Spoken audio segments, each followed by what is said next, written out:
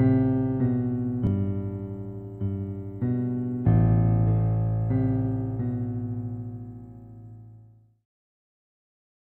done told this story a million times, and I'm probably gonna tell it a million more.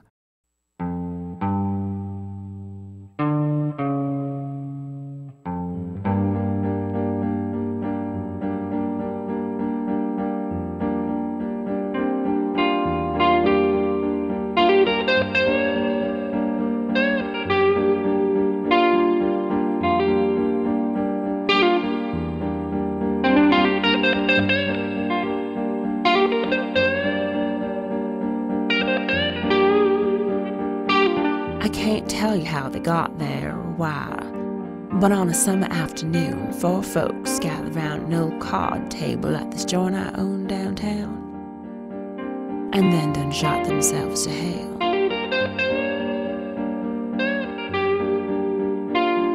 And this is the story the New Orleans Times calls Chamber Number 6.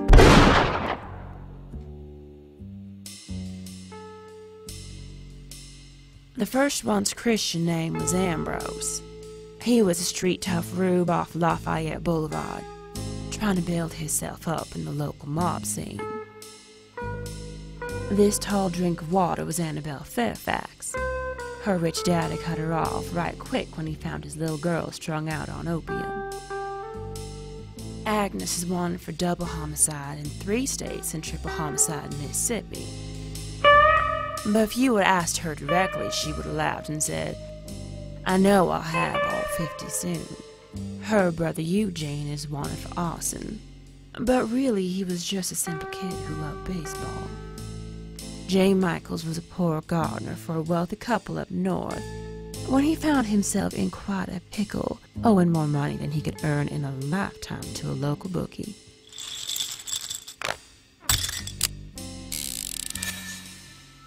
Russian roulette is a game made by an angry people from a cold country to honor their equally cold and angry god.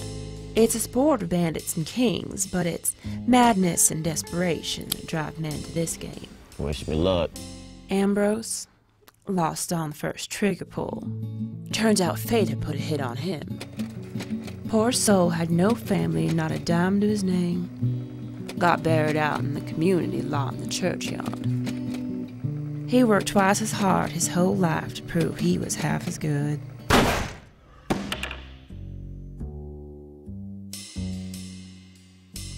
Good luck. Now, sis, that could be you next. Well, maybe, Eugene. At least I'll remember to spin the chamber. You're next, stranger. Don't go dying on me too quick. This is when Jay realized he didn't want to shoot himself in front of a bunch of strangers. But at the same time, he realized he didn't have much of a choice. Now go easy on the boy. He is sweating like a whore in church. That's right, son. Take your time. Oh, Eugene going on about time. You want to play, you can take the dead Negro spot. Come now, you know I ain't a gambling man.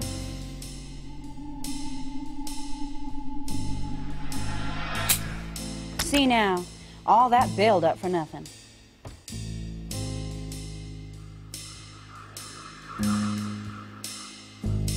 Statistically speaking, I'm not gonna shoot myself on this go-round.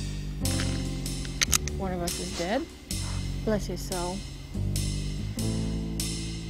And I don't think anyone else is gonna die before this gun makes its way around the table. But what Annabelle didn't know is that statistically, the odds of survival drop dramatically when a loaded gun is pressed to your head. And now, I will prove my point mathematically when Annabelle was a nice girl. Somehow the life of luxury drove her to boredom, and the want for something new led her to pick up the drug opium. While it's popular among the lower class, opium is frowned on by the aristocrats Annabelle is known to socialize with. And now sadly, when I put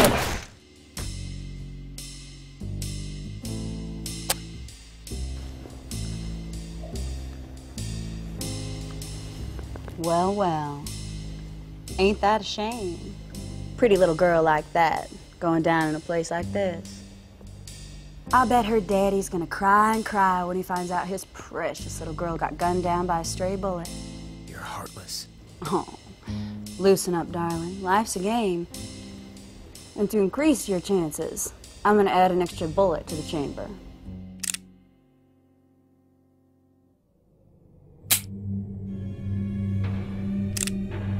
Well, it's all up to you now.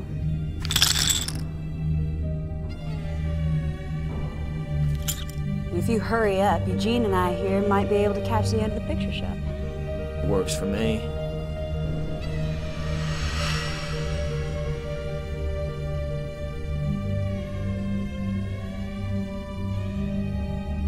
J. Michaels, boring man and a simple man, and ain't worth wasting any more of your good people's time. The only extraordinary thing about Jay was his extraordinary bad luck, which is why he knew that next bullet was gonna be his.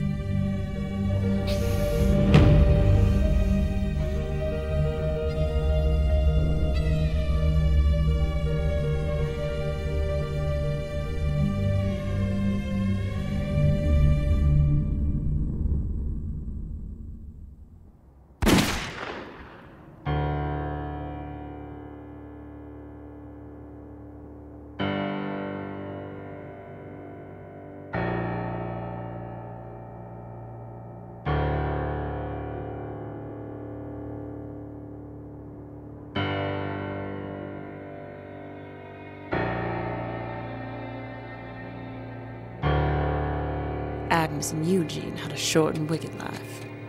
Folks say that murder and thieving duo was a tragic result of a childhood full of heartache and abuse, but I say good riddance to the both of them.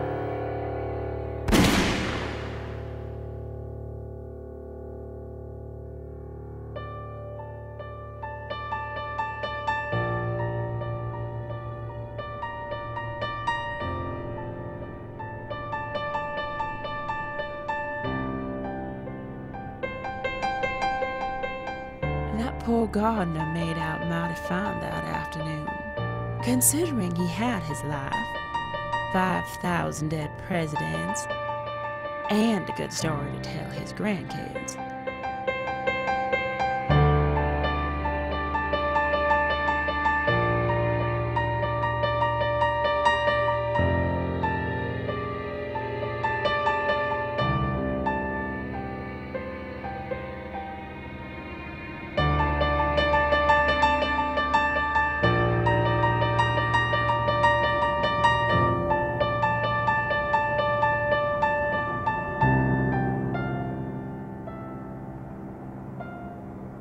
Fool.